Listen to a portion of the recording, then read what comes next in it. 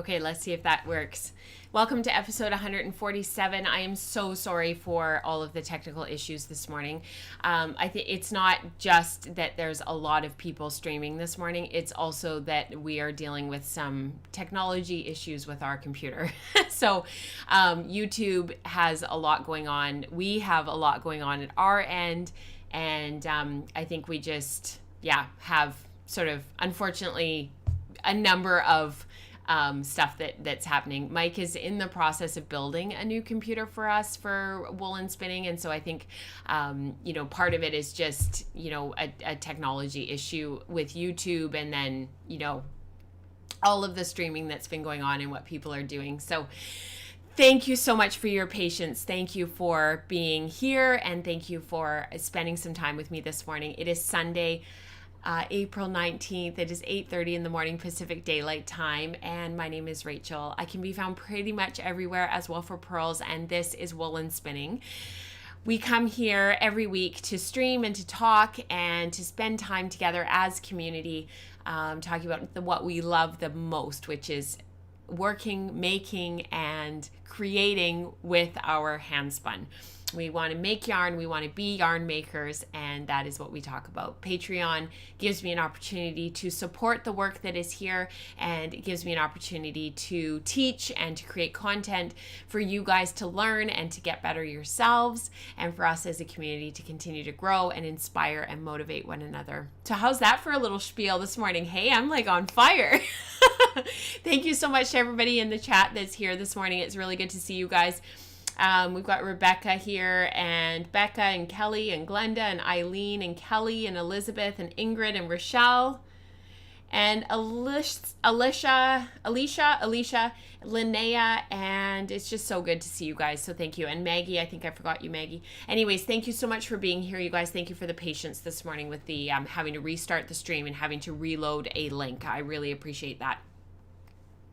If you're a Patreon subscriber and you are a bit confused right now, when there are technical issues and I have to I think it's only happened one other time or maybe two other times where I've had to actually send out a new link, just refresh the blog post on Patreon and then re-click that link. So that is for all patrons of the show. You guys can watch the live stream every week and you have access to the show immediately after. So if you miss the live stream, you can watch the show right after, and then the show is released publicly a couple of days later. So there's always a delay. So for those who want to watch the show immediately, think about hopping on over to patreon.com/wellfordpearls and pledging just $1 a month. And it really helps me.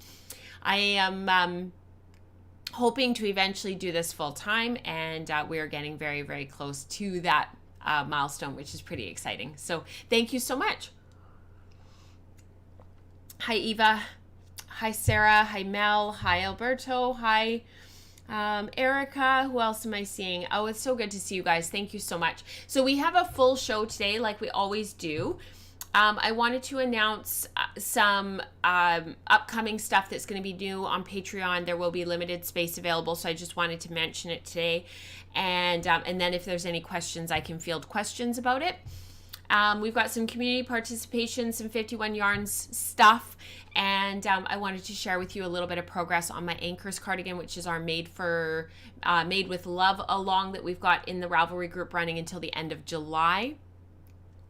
And then I've got some finished projects and some stuff that's sitting down right here that you guys can see, skeins of yarn that are done and some reflections on a larger project that I finished this past week. I talked about it on the Wool stream, which is another live stream that we do twice a month for patrons who are part of that tier on Patreon. Just go to the, I think it's look at more, what's the button? When you go to patreon.com/wellforpearls, there's a tab right underneath that says select a membership level. And if you scroll down and click the see all 11 levels, then you can go through and see the higher you pledge, the more content you have access to. And the Wool stream is one of those. So without further ado, let's get into the show and I'll chat about yarn substitution after we run the main credits.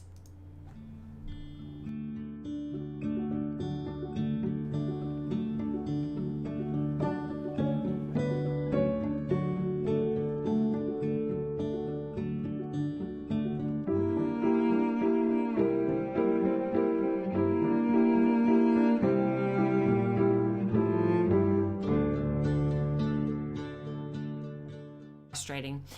So let's just start again. You guys are so gracious, and I really appreciate you saying that you don't mind, because I know there are people out there that really mind, that really find some of the technical issues very frustrating and get very annoyed about them. So I appreciate your guys' graciousness. So thank you so much. Okay, so Woolen Spinning, welcome to episode 147. My name is Rachel. I can be found pretty much everywhere as well for pearls, and I really appreciate you guys being here today. We come here to make yarn and to be in community together, just as you guys have just seen. The community here is incredible and very amazing, and I really appreciate all of you.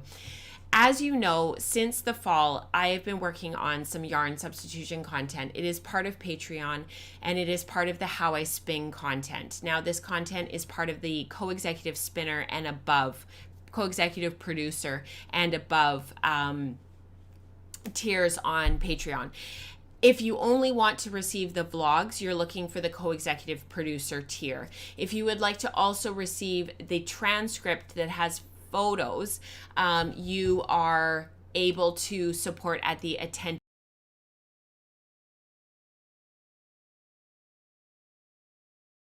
of a sort of progression of tiers. The higher you pledge, the more stuff you get, basically, on Patreon. So the as part of the yarn substitution content, I've been working on a project for each month that the content is going to run for. So it's going to start in May and it's going to wrap up in August. And in total, there will be 4 vlogs. There will be one in the end of this month, and then there will be one in May, June, and July. The one at the end of this month is for everybody. It will be a public link. And then there will be 5 transcripts in total that are in the form of a PDF download, like I mentioned. And so because I've already been fielding some questions about this content, and because you guys are have already asked a lot of questions, what I wanted to do was actually create 2 question and answer sessions that will go with this content every month starting in May. So these will be hosted on Saturdays. There will be 2 of them each month in May, June, July, and August.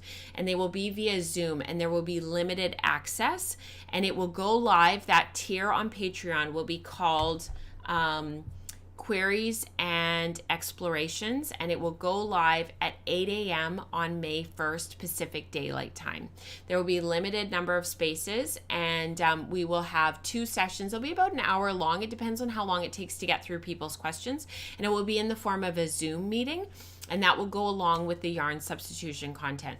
So the only thing is, before the actual Zoom meeting, you just need to watch the vlog and start kind of planning out your projects, whatever you want to do. And then if you and then bring your questions to the Zoom meeting, and I am here to serve you, to answer your questions and to help you to kind of go through the content. And as the months go on, it'll build on itself. So you might not feel like you need it the first couple months, but then if space opens up towards the end, you can hop in if you've got questions, or vice versa. You might feel like you need it at the beginning, so you hop in right away, and then towards the end, you're like, yeah, I think I'm good, and you change your Patreon tier. So if you have any questions, please hop into the comments on this Patreon post and ask. I'm sure other people have the same questions. And that tier will go live on Patreon on May 1st. The reason why it's not going to go live until May 1st is because I don't want you to be charged for April, because we won't be having those meetings in April. They're going to start in May. So they will be twice per month for an hour, and they will be on Saturday mornings, Pacific Daylight Time. And the dates and everything will be in the post. It'll be May 16th and May 30th. So if you guys have any questions now, please don't hesitate to ask, and I will field them now. Oh, good luck, Rebecca. It's good to see you. Thank you for popping in. I'm sorry that things started off a bit rocky this morning. So in terms of the yarn sub-content, that's what's going on. And then the other thing is that each month we will have like a mini group spackle. So spackle stands for spin along, knit along. And it's SPAKAL, spackle. and we will be having sort of these like mini spackles, and we'll be starting our first one anytime after now. You guys can pop into the thread on Ravelry anytime now. You don't have to be a part of Patreon. You don't have to be a part of this community. If you want to knit the Felix cardigan, which is behind me, you can hop in and knit along with us. So it's only for the Felix cardigan, because we have the Zero to Hero thread on Patreon, on Ravelry, and we also have the yarn substitution thread. So these are like mini spackles for people who just want to knit the project that I've featured in the How I Spin content. And the first one is the Felix cardigan. So if you're interested in doing that, or the pullover, hop in there. And it's, like I said, it's just for the Felix. So, all right, let's go. Let's not talk about any more housekeeping, and let's talk about community stuff that's going on. Super exciting. So for April, James and I were carding up a storm, and we did a whole bunch of bats, and I'm going to send one out to you guys of my Frisians fleece. So if you could hop into the April episode thread and tell us what you love most about the down breeds. And so for March, we've already drawn that giveaway. And so we've been featuring everybody's different favorite yarns that they have been posting photos of, and this was Creek Crafter's natural targy top that she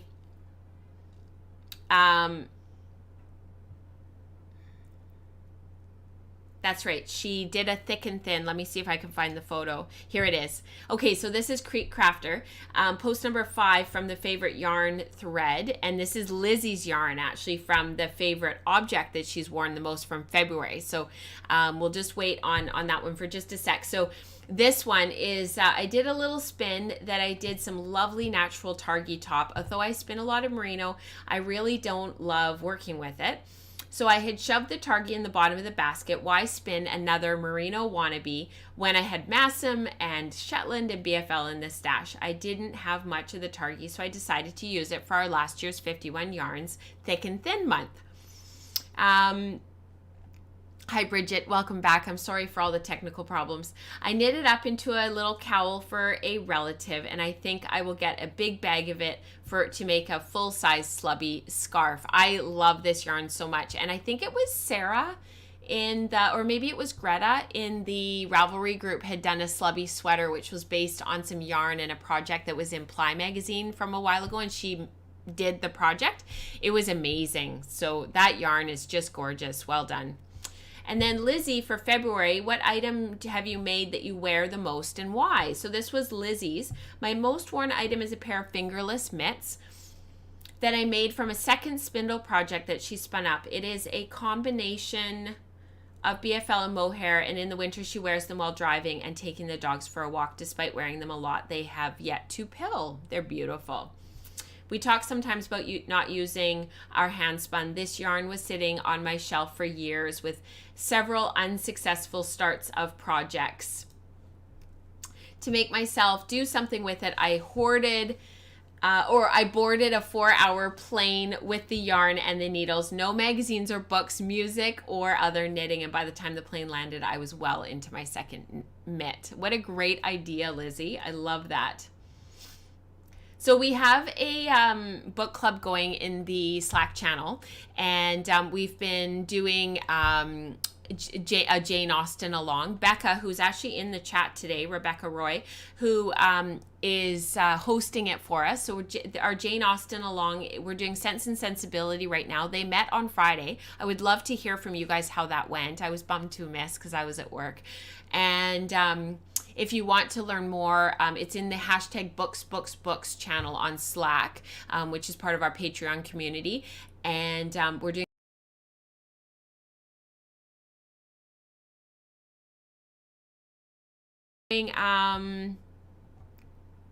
Pride and Prejudice. What did we decide on for our next book? And I think we have to read from chapter 37 to the end of the book for the next time, I think is where we're at. A lot of people are listening to the book, which is really cool. I am. And I've been listening while I've been spinning, which has been lovely. Okay, so for our Zero to Hero, this is Joe, no, whose yarn is this? This is Wilma, Always Happy Feet. For my Zero to Hero, she spun a non-sheepy fiber mix. It was a challenge to spin, but I got used to it and loved the results. She made it 2-ply and dyed the yarn. The twist was tricky, so next time she definitely needs more twist. After 23 years of living in Canada, they moved to the Canary Islands. And the climate is lovely, but she has to try to spin different fibers now because that are light and cool. And this is also very soft, but it doesn't have any memory. It's very flat and no bounce. With the climate getting warmer, I guess we will have to learn to spin non-wool fibers. It will be a challenge, but because it is so different from any wool mix. Beautiful project, Wilma. Just gorgeous. I love the colors that you got from your dyeing. It's just amazing. Yes, Pride and Prejudice is next. And the next meeting for our Sense and Sensibility is May 1st, which is a Friday. And I think it's at noon. So anybody who wants to participate in that, please do. So our 51 yarns spin along. This is our tweed yarns. Kelly, who's actually in the chat today, posted about her tweed yarn. So ta-da, my tweed yarn is done. This was my first time making a tweed yarn, even though I love them and I'm pretty smitten, right? I love tweed yarns. For the base, I used a 50% Columbia, 50% Black Welsh Mountain. So hers is this one with the bits of color in it. And then this one is Kat's Kokery. So we'll talk about Kat's afterward. She had drum carded them together and then added 5 grams or 10% following Becca's guide. So Becca is Bethy40 on Slack. She's in the chat today. Of recycled sari silk that apparently she had bought eons ago and forgot about. She took the batch, she stripped it down and did it in layers. So she put down the wool, added 1/4 of the silk, more wool, more silk, and repeated. She pulled the whole thing off and drum carded it again twice more to mix it up nicely. The yarn is just beautiful. She stripped the bat down and made little nests and spun long backward draw. The yarn was originally quite lifeless, and when she skeined it up for finishing, but a soak and a thwack fixed the problem, and now the yarn is bouncy and really lovely. It's amazing with our woolen spun yarns how much the finishing, like how much it matters. I know Diana, my friend Diana Twist, she was commenting on that and posted a little bit on Instagram about how the finishing with these woolen spun yarns, when you're working from row legs or from carded prep, like it really makes a difference how we finish. So she ended up with a wraps print of 11 to 12, so a really nice DK light sport. And she has all sorts of ideas now about making sweaters out of tweed bats, so that's wonderful. And she got a grist of 1,038, which is amazing. 1,038 yards per pound, just beautiful. Really well done, Kelly. And then Kat, see you later, Maggie. I'm sorry for the technical problems. I appreciate your patience. Kat made Tweedy yarns before, so she played around with a slightly different approach where she carded up cut yarn thrums and she blended those. And one of her older projects that she had done, she's linked in her Patreon, in her Ravelry post, and I linked it in the show notes for this episode, which is at patreon.com/wellforpearls or at wellforpearls.com if you prefer a vlog format. She's not sure if this is technically a tweed yarn. It's a slightly different approach, but she blended all sorts of small amounts of fiber with a neutral base. So really cool. All right, so group B, they are up and running. Like they are just doing amazing things, which is really cool. Joanne posted, she sort of is jumping around a little bit and did quite a few different yarns. So she did yarn. So there's 51 yarns in the 51 yarns book to spin and work your way through. So she's done yarn number 18, yarn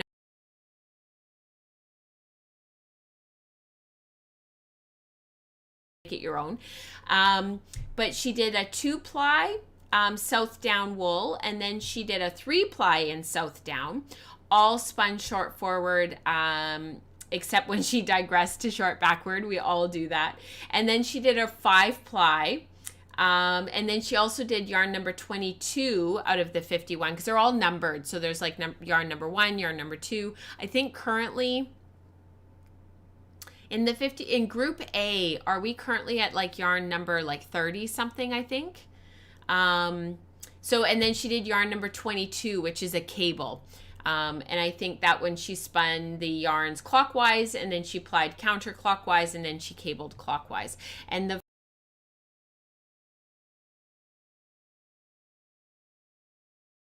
really beautiful. So yeah, this is the cabled one. It's just gorgeous, hey? So really, really nicely done, Joanne.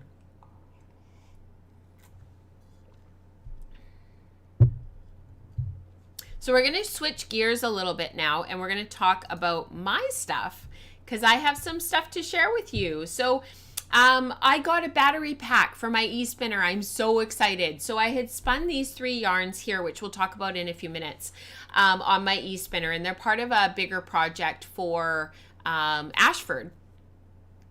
And well, I'll talk about them later, because I've finished them, I've skeined them, I've done the yarn statistics on them. So we'll talk about them in just a second. So I'll just move them out of the way for just a minute. And oh, and I forgot to talk about my Made with Love Along. So the Made with Love Along is part of our it's a make along in the Ravelry group with all things Crafty Jack's yarn and fiber. And before I pull the e-spinner over and sort of start doing all of that, this is open to everybody. You are more than welcome to participate. You get a point for using Crafty Jack's yarn or fiber. You get a point for buying something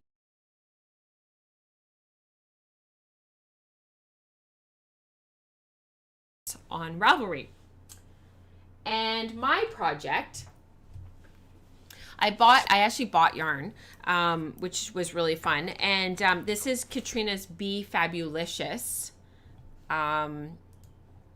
It's 100% BFL. It's this fingering weight gorgeousness. It was an oak, a one-of-a-kind colorway. And I actually was able to separate for the sleeves. I'm in the middle of a row because that's kind of how the day is going. And I've been working on this at work, actually, because it's mindless, for one. Actually, I can button it. Ha! Because I sewed on a couple of the buttons because I wanted to see what they look like.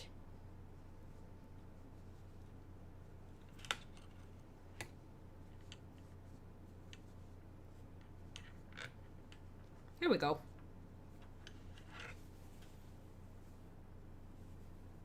So this is by Petite Knits. She's a Dutch, not Danish, Dutch knitwear designer. And it's a rib pattern that with yoke increases as you work your way up. And I'm using fake pearl buttons for this. So to add sort of an element of a little bit of luxury. And I've separated for the sleeves, and I'm just working on the miles and miles and miles and miles and miles and miles of stockinette stitch now. So I'm just working my way down. I did about an inch last night. We had a cul-de-sac social distancing barbecue after dinner. So after all the kids were asleep and in bed, we all went outside and sat sort of like, more than 2 meters apart. I think we were each like sort of more like 3 to 5 meters apart. Of course, nobody wants to be around me, which is, I get it. And so we met at 8 o'clock, and then I actually ended up coming in by about 9:15 because I was so knackered. But I did get about an inch done because, it's just knit, purl, knit, purl, knit, purl. But my hand, my right hand is really bugging me. I'll talk about that later in the show. And so unfortunately, I had to stop knitting on it eventually. But it's just a really, really cute sweater. So that is for the Made with Love Along. And I've got 2 skeins of that. And I'm going to actually, when this skein is done, I'm actually going to wind the second skein. And I'm going to knit the sleeves because I do want full length sleeves on this. And then I'll take the remainder of the second skein of yarn. And I'll just finish knitting the body. So that's my plan, because I want full length sleeves, but I've only got the 2 skeins, and it is a one of a kind. So Brenda, you made the baby cardigan, and the bonnet is, yeah, I like her patterns. She is very I find her patterns They're, because this is the second one that I've knit by her. I find her patterns, she does assume that you are a knitter. So she doesn't give tons and tons and tons of detail, but I really like that because once I kind of know what I'm doing, I don't really reference the patterns anyways. And I save all of my knitwear patterns in Google Drive, and then I just have them on my phone or on my Chromebook, or, I can access them offline. And so I don't look at them particularly because I don't print them off unless it's sort of a more complicated pattern. Like I printed off the Shifty. That sweater, I printed that one off, and there was another one recently that I printed off. I think I printed off Gentle Morning. So yeah, I really like that, and I really like her aesthetic. It's definitely I just like it. So yeah, thank you, Alicia. So that's our Made with Love along. So I've been working away at that. So, but my hand has been hurting, so I'll tell you about that in a minute as well. But a game changer, I got a battery pack. So my e-spinner here, my Ashford e-spinner, I had received this, and that's what the yarn is for. And we've been chatting about it. I've been doing some video. I was hoping to have some video queued up for today to share with you, but that didn't happen. The video is done, but I didn't get it queued up for the podcast because we were having those mic issues before the show started. And then, so Mike was spending time. He was already up here for about 20 minutes before the first stream that ended up not working and that we had to reload the link for. He was already up here for 20 minutes with the mic and dealing with the mic. So I didn't get the video uploaded that I wanted to of me spinning on the e-spinner. But basically, the battery pack is a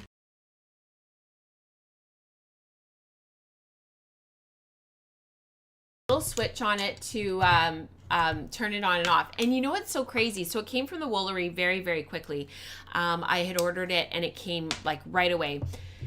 On the Woolery website, they said that this little battery pack will last with the e-spinner for 5.5 spinning hours, I think it was. So I was talking to Mike about it because I was like, the e-spinner itself, Canadian, is just shy of $1,000. This is $80. It's like less than a tenth of the cost of the e-spinner. And I haven't tried it with my Nano yet, but I've heard good things. And I can charge my phone with this. We can take it camping. I was like, this is like the best thing ever. Like battery packs, like I know other people had them and I was sort of like, oh yeah. I'll just plug it in. It's fine, blah, blah, blah. Game changer. Like this has been a game changer. So I have been spinning on this thing, on my e-spinner, way more. I was already using it quite a bit because of the stuff that I was working on for Ashford. But then when I finished my Targhee yarn, which I'll talk about in just a sec, I kind of put the e-spinner just aside on my table, and I was sort of like, oh, I wonder what I'm going to do next. I was kind of waffling about it. And now with the battery pack, I've been spinning up a storm. So that's really wonderful. So if you have an e-spinner, get a battery pack. I'm not usually a big buy things kind of a person, and I'm not usually like consume, but in this case, get a battery pack. Best thing ever. So what I did was Sasha over at Sheep Spot, she's been hosting a #GroomYourStash along, and I had every intention of going over there and being a part of it and watching all the videos and doing all the things. But with everything that's been going on, I fell behind. But I thought, you know what? I'm going to go into my stash and I'm going to find something that I want to spin that is a little bit higher volume. So maybe like 200 grams of fiber, not overwhelming, but a little bit more than I maybe would. Something that's been in my stash forever and that I've been wanting to spin for a while. So that's actually what I did. So I went through my stash and I found this, and I had these braided together. And actually, if you guys want to see a photo of the actual top, I don't mind uploading that while I'm talking, because I have to admit the original photos are actually really pretty. It's Three Waters Farm and an unknown dyer. I can't remember what the other one is. So I've had this in my stash for since 2014, and the one that's over here that has the blue, the sky blue, this one, that's the sky blue and the has a little bit of red in it is the Three Waters Farm, and it's the colorway Morning Mist, and it's a 100% Falkland, which you guys know is my favorite fiber to spin besides Finn and Romney and Shetland and Gotland and BFL and Targhee. So it's like one of my favorites. Anyway, so it's 100% Falkland. And when I had bought it, at the same time, I had also bought this one. And I don't know who the dyer is. I know that she's not dyeing anymore. But it's this kind of purpley semi-solid. And my original plan was always to spin these two together. So I had bought them to spin together in a combo spin. And so what I did was I took the two braids and I folded them into thirds and I broke them each. So that's how I've ended up with these shorter lengths of fiber. And then each third, I took each third. What did I do? Oh yeah, so then I had six of these and I divided them in half. So 3 and 3. And then I stripped them all down. So let me move this photo out of the way. Oops. So then I took, no, that's not what I did. I split it. Yeah, I did. I split it in half because I'm doing a 2-ply. And then I took the half, the 1/2, and I stripped it and stripped it and stripped it down. And you can see I made all these little nests. And I created all of these little nests of all of these little fibers, and I threw them in to my project bag that Katrina had given me, and they're all in there overloaded. And I started spinning just really low twist on my e-spinner. Short backward, low twist. The e-spinner is just spinning at 12 o'clock. It's not super fast. It's not super stressful. And I have been creating just these really like soft spun 18 wraps per inch kind of singles. Yeah, and it's just been really lovely. So I've been working away at that while James is doing his schoolwork at the counter when he's like watching something or when he's working on something. That's the ply back test there. And I'm just spinning randomly. So when I reach into my little pouch, whichever one comes out is the one that comes out. And then it'll be a 2-ply. And it'll get done when it gets done, because I have so much deadline stuff right now that I'm working on that I don't actually think that I can work on it any more than I'm working on. So I think it'll be kind of like a long-term sort of slow spin, slow baking, slow yarn. And I'm looking forward to that. So, yeah. Okay, so this is my Ashford all the things spin. I was originally spinning to use all of these yarns together in one project, and there was going to be a fourth color that was Pacific Blue, which is actually the fibers over there. It's 200 grams of Pacific Blue in the Targhee. This is 100% Targhee, and this is these two are the bamboo Targhee silk that Katrina does. And in the end, I decided I'm probably not going to use them all together, because this one is Pasuta, the colorway Pasuta. And I did it as a fractal, and you can see in the yarn there's that striping that's happening there. And this came out at 1,500 yards per pound.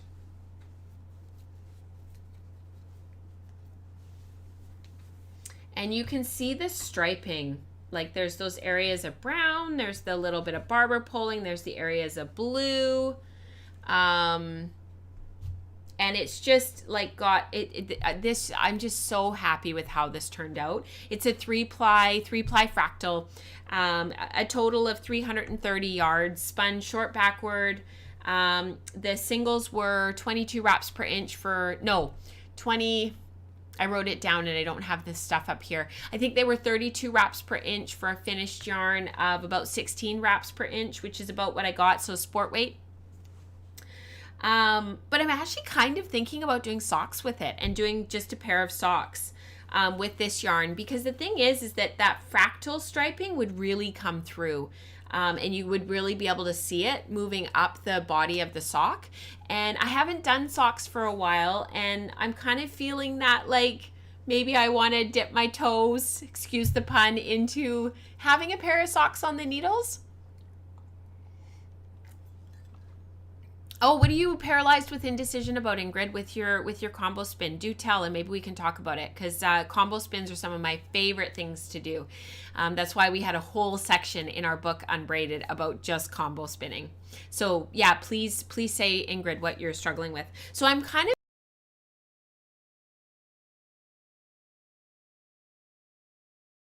fractured Dawn, and this one was 372 yards.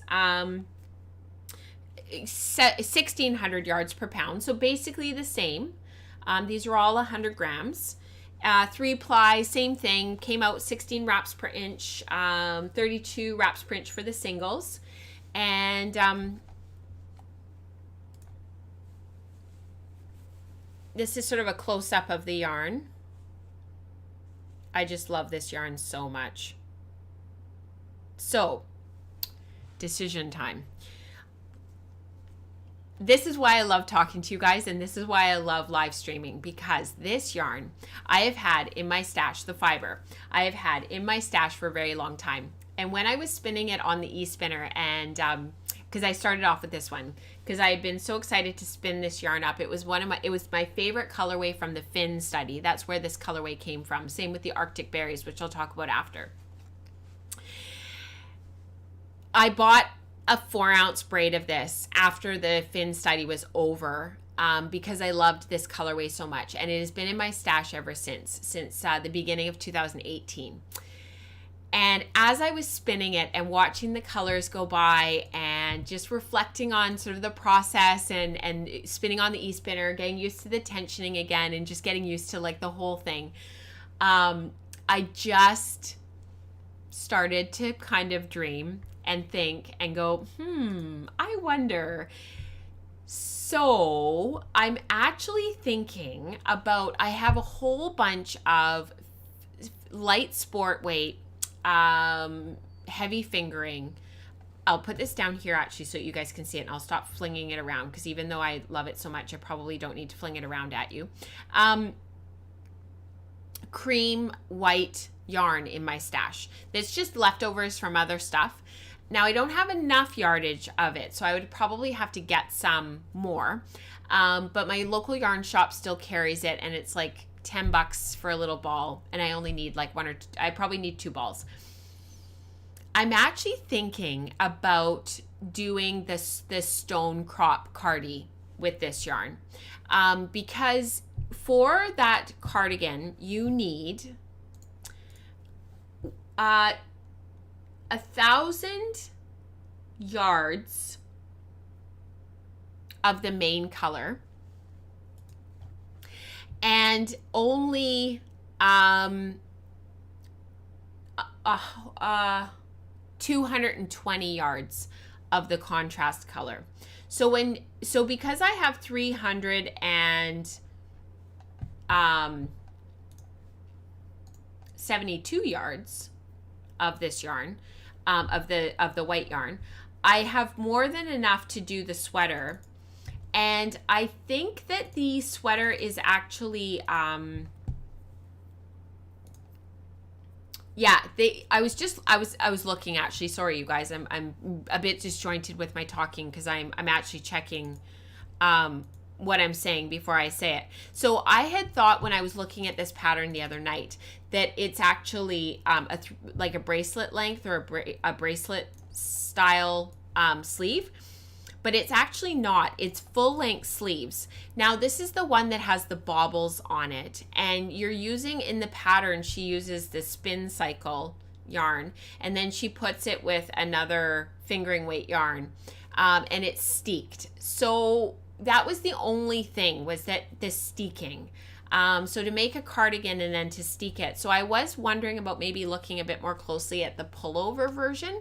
But for the cropped style, And because the sweater behind me, Felix, is kind of that same crop style, and I just finished that other cropped cardigan or sweater pullover that I'm so happy with, the Simple Something, I was kind of thinking that maybe I might use this Fractured Dawn for that. Because the thing is like this Fractured Dawn yarn is so beautiful. It's a very gentle yarn. It's got a little bit of, like, it's got the purple in there and the green and that beautiful camel. But for the summer, like coming up into the summer and the fall, for a little cropped cardigan, I have more than enough yardage to do full length sleeves. And I could put just a cream or a white yarn with it, and it would just be like really neutral, really pretty, just, you know, like kind of just pretty. So I would love to hear your thoughts, because I'd have to buy yarn for it. I don't mind, but I would have to buy yarn. Yeah, there have been a lot of sock spins in the Ravelry group recently, and actually it's funny, Becca, because I was wondering, because Eve was asking if I had any socks on the needles recently, and I was actually wondering if part of that is because of the How I Spin sock study book, because I know a few people have contacted me and said their confidence is higher now around attacking socks and trying to spin and knit for socks. But yeah, they seem to be a big thing. But I always find at this time of year that sock knitting becomes kind of a thing, because nobody wants big heavy sweaters on their laps to knit, right? Because the weather's getting warmer in the northern hemisphere and we're kind of brightening up. The days are getting lighter and brighter. Like even last night when we were out in the cul-de-sac, I was knitting on my Anchors cardigan, partly because I didn't want a big heavy sweater on my lap. And I was actually kind of wishing I had already cast on my Pasuta, because to do a pair of socks, it would have been nice to have on the needles last night. So Ingrid is trying to decide to do a mashup like I suggested, or to spin half of the 1 with the 2, 2 with the 3, 3 with the 4, 4 with the 1, or do all 4 braids separately and do a gradient like the Comfort Fade Cardi. So, you know, Ingrid, those are really great thoughts and really good questions. She has no pattern in mind. Not sure if the gradient would work well. So, you know what's really interesting? I have 2 thoughts. One is there have been a huge number of patterns recently released on Ravelry that are fade sweaters, where the yarns are separate, but they are blended by holding them together. So I'm thinking of like the Simple Something by Anka's Trick. I'm thinking about the new one by Tanis Fiber Arts called I think it was called City Limits. There is the other one that's just come out called Fade Neve.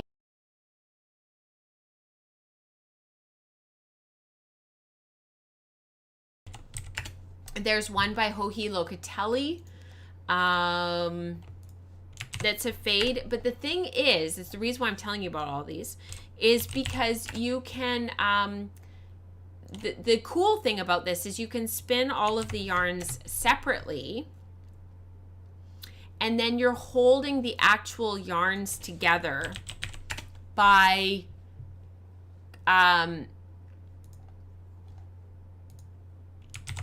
to create those fade effects. So if you spin all of the yarns separately and spin them, most of these yarns are fingering weight yarns so that you can hold them together to make a DK or a heavy sport.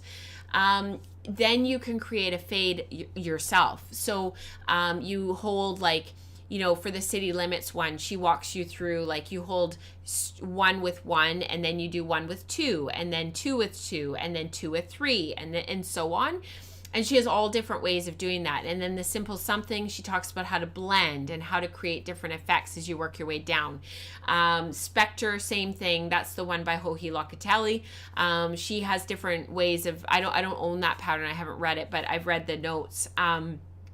Again, you've got 4 colors, and your total yardage required is anywhere from 1,200 to 2,400 depending on your size, but then you've got different ways of holding the yarns to create them. So, like, in some ways, these sort of ideas of combining yarns and holding yarns together to make these fade effects, like what I did in my simple something. This was not a fade per se, but it was a blending of three different fibers that were dyed the same way, but held together to create a DK yarn, and then knit to create different blending effects and different color effects.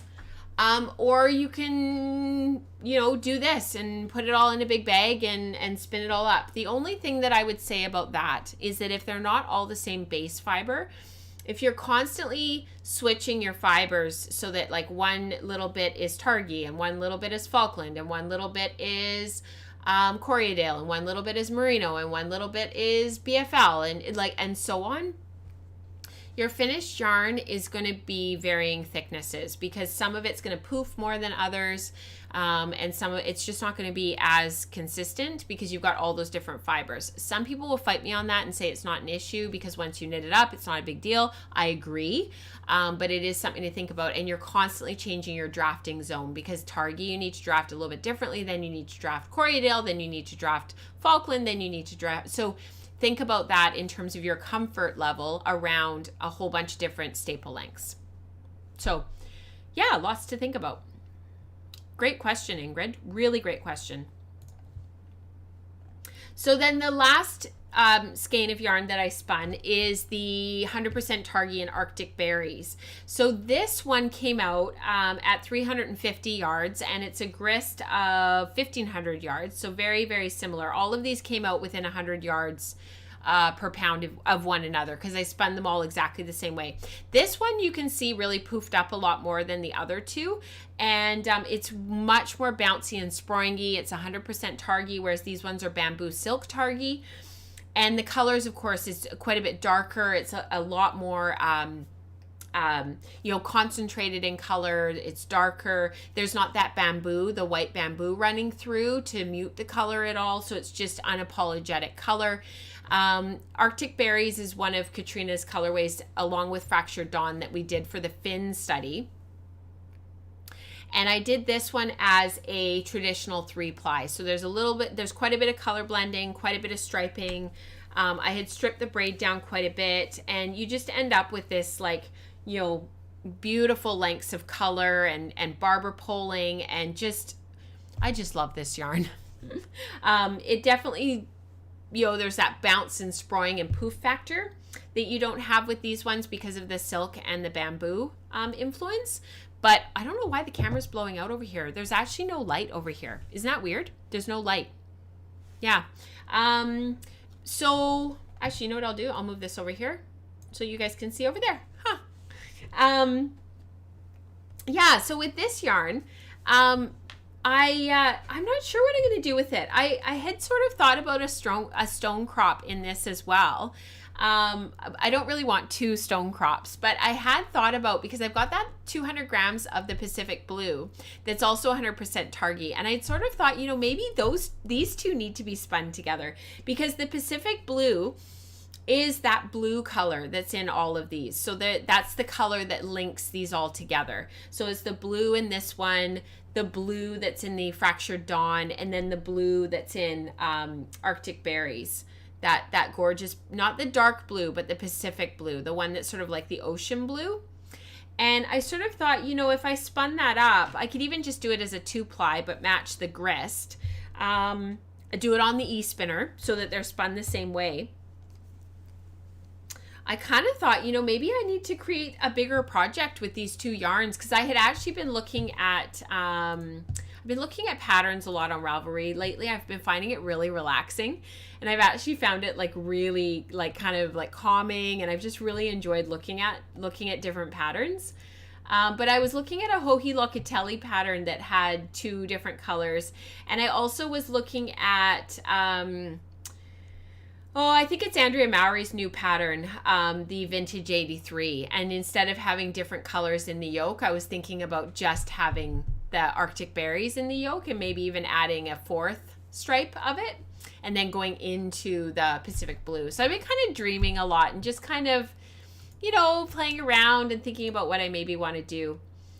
because, you know, it just, sometimes you just want to dream, you know, and you're not really sure what you want to actually make, but you're feeling really inspired. So yeah. Yeah, I think that's a good idea, Ingrid. I mean, I always say this, but you know, the other thing is like you could do some little samples.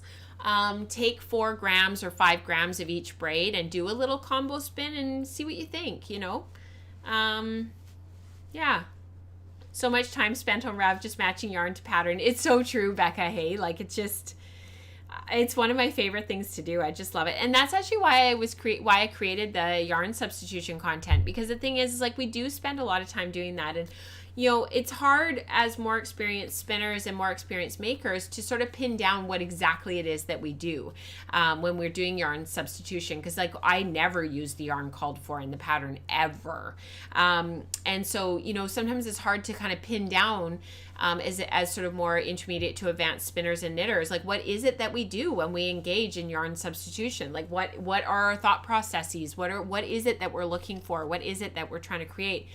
And that's been one of the most challenging and also exciting things for me in creating this yarn sub content, is like, what is it that I do? Like, what is it when I'm running through Ravelry?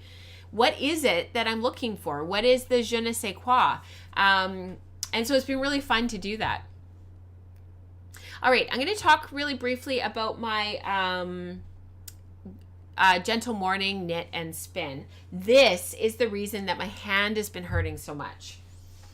So unfortunately, this is my Gotland Romney yarn. I took some of the twist out of it because remember how it was overspun. And this is the yarn here. And actually I'll load a photo of it, of the finished yarn, so that you can really see what the actual yarn looks like, because this is a little bit challenging to see. And the finished yarn came out really, really beautifully. So I took some of the twist out of it and just loosened up on the twist. So now it's a twist angle more of like 30 degrees. And it's a 3-ply. It's just some of the most beautiful yarn that I've ever knit. I just absolutely love this yarn so much. And I am making the Gentle Morning by Trin Annalie. And thank you, Hannah, for the pattern. The problem is that this yarn is just killing my hand. Because it's a long wool and it's quite dense, it's really hurting my hand on the purl rows. So I'm into the yoke now, and I'm still spinning the yarn for it, which I always say, don't do that, you know, spin all of the yarn and then knit the thing. But this is for the yarn sub content for July. So I've been kind of working away at this at the same time, and I've been really enjoying it and really loving this yarn so much. The problem is that it's hurting my hand. So I'm really having to break up the knitting, and that's why last night I had to stop knitting on my Anchors cardigan, because my hand just really needed a break. So I finished the collar. These are the really cool buttonholes. I love the buttonhole techniques that she uses. The sheen on this is unbelievable. Like, it's just awesome. I'm not sure if you can really see, the sun was shining in and now it's clouded over again. And now I'm into the yoke of the cardigan. So I'm just into the yoke, and I've got yarn drying right now so that I can keep on knitting. And what I'm going to do actually is when I separate for the sleeves, I'm going to knit both sleeves and get those done, because I want them full length. And then I'll finish off the body. And the body is about 15 inches long. So it's not, I'm going to lengthen it to 16 inches to have like a really nice length. And then I'll be done. But yeah, my hand is hurting. So yeah, thank you, Becca. So let's talk about Felix. Before I switch my cameras, I'll show you my little sample and everything. So Felix has been kind of a labor of love. And if you would like to make Felix, it's a great pattern. It's super simple. It's by Amy Christoffers. And oh yeah, Elizabeth, hey, like sometimes it hurts. It hurts to knit some of these denser, heavier yarns, and you know, it's a little bit of overuse for sure. So I just have to be really careful. So I had started and reknit this cardigan several times, and this was my original gauge swatch, and this was on 6mm needles, and this was from yarn in my stash from 2017. And this is all I have left. This little itty bitty amount. It was a little bit thick and thin because I had spun all three. I had 2 braids of it, and I had spun them each quite quickly. Originally I was just gonna sell them at my guild sale, so I wasn't really too fussed about how the yarn was actually spinning up and how it was looking and whatnot. This is the finished yarn here. So one of the skeins was a little bit thicker than the other one, and then there was kind of a scrappy skein at the end of singles from both bobbins, and then there was the one in the middle that was the most evenly spun. Anyways, what I ended up doing was I striped the whole thing. So I wound all 3 balls into center pull balls, and then I just cast on in one yarn, added the other one, and I carried those 3 skeins all the way through the whole sweater. And that ended up with a really gently, very gently textured fabric, which I'll show you in a minute. And it striped it a little bit, created this sort of variegation, but I think overall it worked really, really well to mix up that slight inconsistency between the yarns. And it kind of ended up not really mattering that it wasn't really super consistent. So that was really good. I'm really glad that that's the case, and that's sort of how it ended up working out. And then this was my control card. So because I had made this yarn so long ago, I didn't have like my original spinner's control card, but I wanted to kind of figure out what the wraps per inch was over the several skeins. So it was anywhere from 9 wraps per inch to 12 wraps per inch. So sort of between a worsted and a heavy sport. I would even say like a DK, so worsted to DK. And then the twist angle on this yarn was actually, kind of medium, about 40 to 45 degrees. And this is West Coast Colors PMS base, and she doesn't actually have this anymore. It's a discontinued base that she used to get from a local mill, Polworth Mohair in Silk. I wish Lynn could get it again. I've asked her a few times if she can try to source it again and get it made. It was a base that she had made custom, because I love this yarn so much. So hopefully one day, fingers crossed. So I had done my original gauge swatch on 6mm needles, but you can see how see-through it is and how open and light this is. Now, some knitwear designers love that type of fabric, and they design with that type of fabric a lot. Hannah Fettig comes to mind. This particular cardigan comes to mind. It's meant to be knit very light, open, and airy. And it's kind of got like this, she uses a worsted weight yarn, but it's knit at a Aran weight. It's the one that's in the upper right hand corner, in the upper middle. It's that one right there in the middle. So it's the one right above me, right above my head. That's the purpley colored one. So you can see, like, it's meant to be quite oversized. It's meant to be quite sort of cropped and a little bit airy, and supposed to be like drapey, and so knit at a very open gauge. That's sort of what you can create. Now, I only had 640 yards of yarn from roughly 260 grams of fiber. So, and the other thing was, I tried to cast this on multiple times. Every single time it was just too baggy, and it would not literally fall off my shoulders, but when I tried it on, like, it just didn't feel right, and I was constantly pulling at it and tugging at it. So what I ended up doing, let's move cameras around and I will show you guys what I ended up doing and how I ended up modifying this to suit me.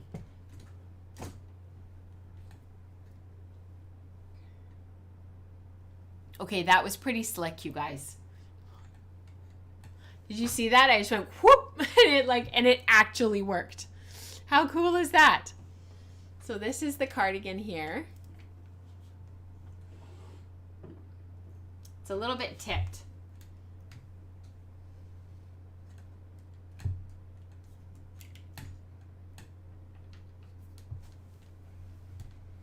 Let's see if we can untilt a little bit, because it's here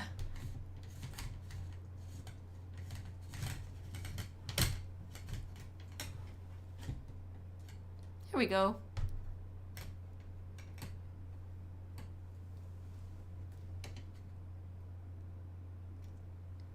still a bit blown out. I'm just going to change one of my lights and see if we can just sort of bring down the brightness a little bit and see if we can get it a little bit nicer to look at. So yeah, there's a cardigan version. So she had done the pullover version, and then she did the cardiganized version of it. So which is really nice. So this is it on my dress form. If you guys would like to see a modeled photo of it, I know Eve always asks for the modeled photo because she wants to see it on, which I totally get, and I appreciate that she asks. So this is it on me.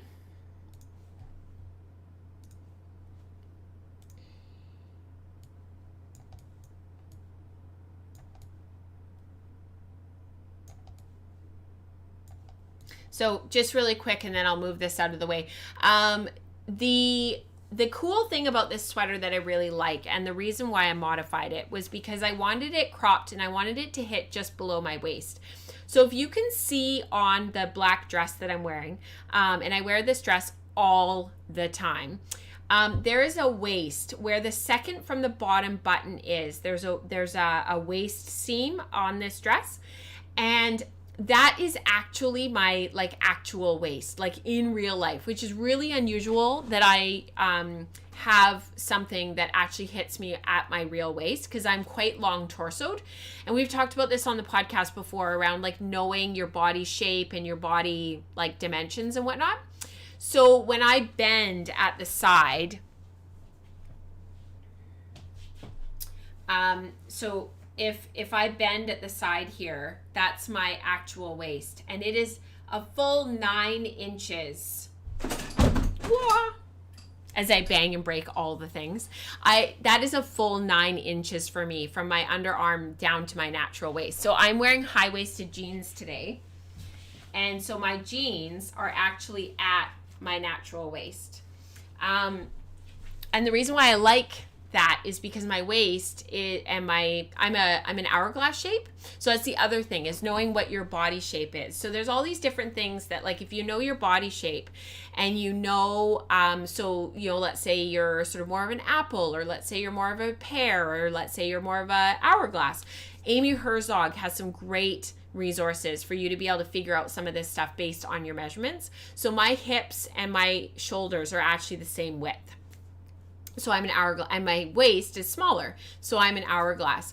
So because of that, when I wear most jeans that are low or mid-rise, I'm constantly pulling them up because they are constantly falling down because my waist is smaller. So the top band of the jeans doesn't fit properly. It's always too loose for me. You know how you can get that bag out at the back? That's because your jeans don't fit properly because your waist is smaller. So for me, high-waisted jeans are a really great option because I'm not constantly pulling and tugging at my jeans. Now, the thing is, with a dress like this and a shirt like this, a kind of a tunic style dress, that I would normally wear leggings, jeans, tights, something underneath, is that with a cardigan that's really super oversized but still cropped, it's not going to create a very nice shape for me. It's just not going to work for me particularly because it's going to make me look quite large on the bottom and also quite large on the top. Now, for some people, you would want to create this look because it can even you out and it can make you look quite slim, and it can create a really lovely aesthetic on a lot of body shapes and body types. So for me, with this cardigan, what I wanted to do was sort of cinch it in a little bit and have more plus 1 to 2 inches of positive ease, rather than have I think in the pattern it calls for 9 to 11 inches of positive ease or something like that. So I needed something a little bit less. So you can see in the yoke around my the yoke, you can see that there's ease there, there's extra fabric there because it's folded a little bit. And I could still button it up, which you can see behind me here. There's more than enough space to be able to button it. So it's about 2 to 5 inches of, I'd say 2 to 3 inches of positive ease on me. And then I lengthened the body slightly so that it would end up about 2 inches lower than the waist of my dress and my natural waist. So I knit to the total length of the cardigan is 13 inches and my natural waist is 9 inches. So that was some of the stuff that I was taking into account in terms of taking that into account.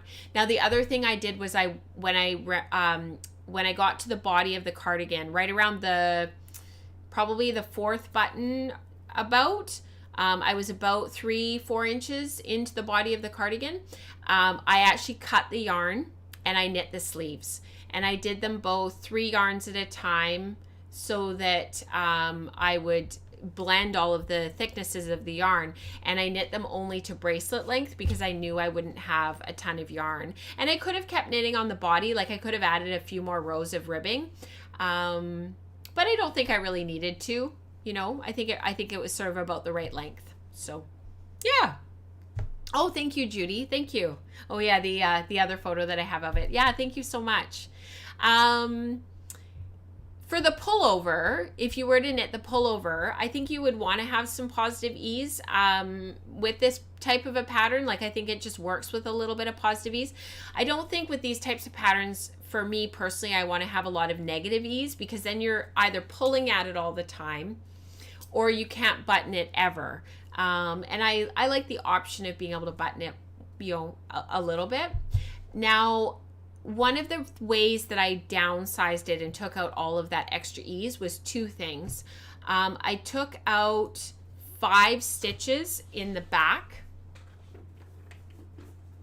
So back here, when I was casting on, I looked down in the pattern, and from here to here is a marker to mark each raglan. And I actually took out 5 stitches. So I actually, there we go. So I actually took out 5 stitches out of between the 2 raglan markers at the back. So when I was casting on, I took out those 5 stitches, and I took them out and made a note in my pattern that I had taken out those 5 stitches. So as I knit down, I actually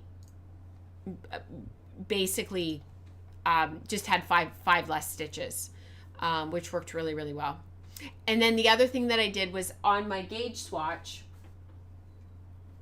I had done my gauge swatch with 6mm needles, and my sweater itself, I actually knit on 5mm needles. So in the end, I did 5mm needles for the body of the cardigan, and then the ribbing I did on 4mm needles. So all of this at the bottom is on 4mm needles. The collar is on 4mm needles, and the button band. Now the buttons, they're a little bit too small. So these were, I think they were 14mm buttons. I think the pattern calls for 18mm buttons. They do pop out. So when I have had it buttoned, they pop out. They're just a little bit too small. And the perfect buttons that I found in my stash, I'm short one. Can you believe it? I'm short a button. And they're the perfect buttons. So when all of this social distancing stuff is over, and when all of this, not being able to go to the stores and whatnot is sort of starting to let go a little bit, and we can go to the fabric shop, I've got some I'm going to go and check and see if they have any more of those buttons. Because when I was there before, they did. So that would be really great if I could get buttons for this. So yeah, pretty cool. I'm really happy with how this turned out. And I'm really happy with sort of just the general, aesthetic of like how the whole thing kind of worked out. It was a really nice highlight last weekend when it was done. So yeah, thank you for listening to me wax poetic about it. Does anybody have any questions about today's show, anything that we've talked about? I'm really sorry again for the technical problems that we had at the beginning. Sometimes it's just, I feel like lately we've had quite a few technical problems, and Mike and I have been talking about it quite a bit. We've changed things around. We've, tried different things. We have had quite a few problems with YouTube. yeah, it just sort of feels like there's been quite a few issues lately. So I am really, really sorry. So thank you to those who have been so gracious about it. I really appreciate it. It's been a very challenging time around here, which you guys know. And I know you guys are all in the same boat as well. So thank you for your understanding. So if there aren't any questions, I think we will wrap up there, and I will see you guys at the same time, same place next weekend. And for those who are part of the wool stream, I will see you on Friday at our new time, Friday morning. I'll be posting that link later this week. And to those who are in virtual spin group, I will see you guys on Thursday at noon. And I hope you guys have a wonderful week. I hope that things go really, really well. I hope that wherever you are, that you're safe and that you're taking care and that you're healthy and looking after yourselves. And please don't hesitate to reach out. I'm here to help. And if you have any questions about anything that's up and coming or anything that's going on in the group or in the Ravelry group or on Patreon or anything, please just reach out and ask. It never hurts to ask. And until next time, happy spinning, happy knitting, happy dreaming. Take care, you guys. Bye.